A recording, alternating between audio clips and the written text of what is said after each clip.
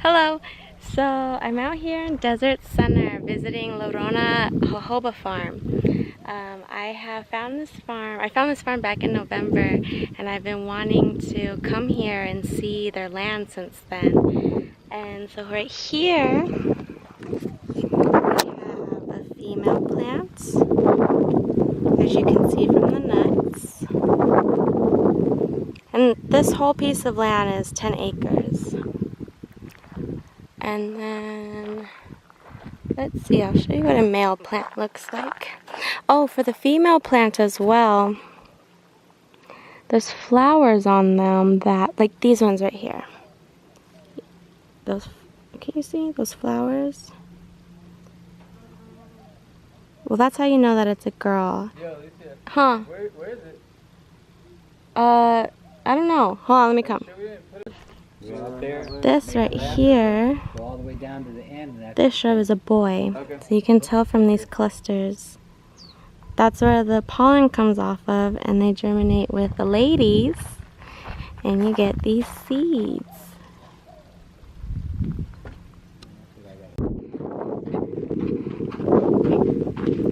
So this is the machine where they hull the seeds.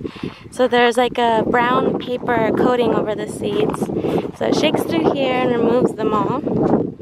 And then this one is where they sort the seeds out from the rocks, I believe. And then over here,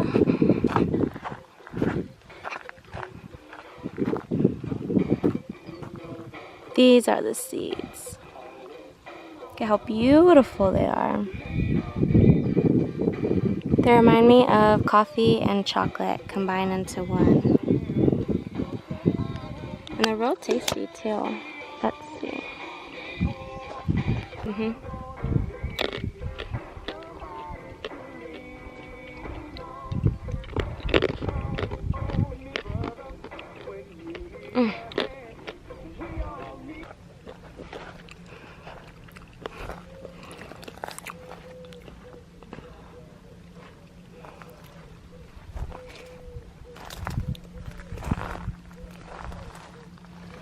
How beautiful everything is.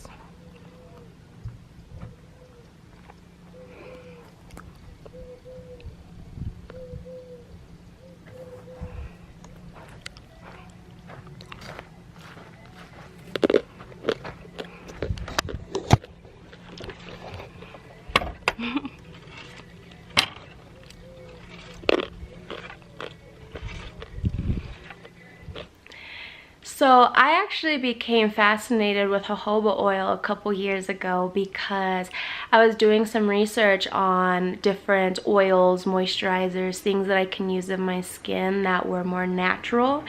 And that's when I had learned that the composition of jojoba oil actually most closely imitates the composition of the oil that is naturally produced by our skin. So I thought that was super cool, and that's what got me into using it in the first place. And then in the last year I was doing a lot of research on California natives, so like what plants are edible, what plants are usable, just things that I can really start to work with that don't require too much effort or too many resources because they just naturally want to grow in the California terrain. And it turns out that jojoba is native to California. So I thought that was super sick. I was like, yeah, I'm gonna grow jojoba. I'm gonna harvest the seeds. I'm gonna make my own jojoba oil, and that's what I'm gonna use on my skin, because I became super conscious about all of the things that I put on my skin, my hair, anything of that sort within the last year, because I thought about it. I'm like, our skin is our largest organ. Like, I should be making sure that I'm not putting chemicals or unnatural products, or that I have the same amount of consciousness for my skin that I have for the inside of my body, for my other organs. So that was something I got really excited about. But before I can grow my own plant, I wanted to find out if there was any organic jojoba farms in our state that I can support before I try to have my own crop. And that's how I found LaRonna. And they're the only certified organic jojoba farm, I think, in the country. But the fact that they're in California, again, like jojoba being native to California, I was just so stoked about it, because like locally grown everything is my thing. Like that's the industry that I was in. I was working in farmers markets for the last like 4 years. So got super excited about them, did so much research about their farm, decided to hit them up to come visit.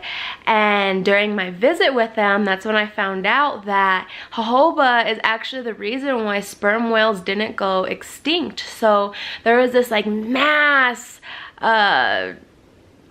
hunting, there we go, mass hunting of sperm whales in our country because of the oil in their heads, the oil that allowed them to be buoyant, these massive animals to be buoyant in the ocean, because apparently the oil is excellent as a source of fuel, it's excellent as a source of lubricant, whatever kind of logical reasons they had for doing this terrible thing to this beautiful animal. But science discovered that the oils in jojoba seeds are actually, I think it's fatty alcohols, I think they're considered. But anyways, they work and function just like the oils that were found in the sperm whale's head. So jojoba is an excellent lubricant and has been substituted in so many industries for the sperm whale oil, which is excellent. And apparently it also burns very clean, so it's a very clean source of fuel. But jojoba oil hasn't really been used much for that reason yet. But the last really cool thing that I found out is that Native Americans would actually use the seeds to suppress their hunger. So whenever they knew they were going on long voyages, they would just stock up on the seeds and just pop them in their mouth and snack on them in the way that I snack on them in my video. And I don't remember what it's called. I know it starts with an S.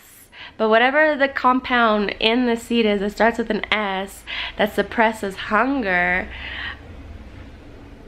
I mean, that's cool, right? That's awesome. Like, I didn't even know jojoba seeds were eaten, and that was something that I was curious about. It's just like, is there a reason why the seed isn't eaten by people? Because a man had told me that they're tastier than macadamia nuts, and I was like, I need to try those. Like, I need to eat jojoba seeds, which I got to do, and they were hella good. Actually, I was finding myself craving them the days after our trip, wishing that I had brought some more home.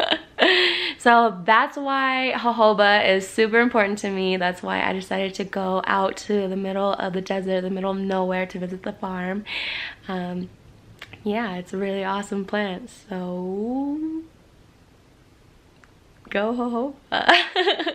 Do you use jojoba oil? Have you ever used it? Is it in any of your like natural skin products or any of your beauty products? Let me know if you have any experience with it, or if now you are more curious about using it as a part of your daily routine. So just let me know in the comments. I would love to talk about jojoba oil with all of you. Once I'm excited about something, I'm just like all for it, #1 cheerleader. But yeah, so that is jojoba oil.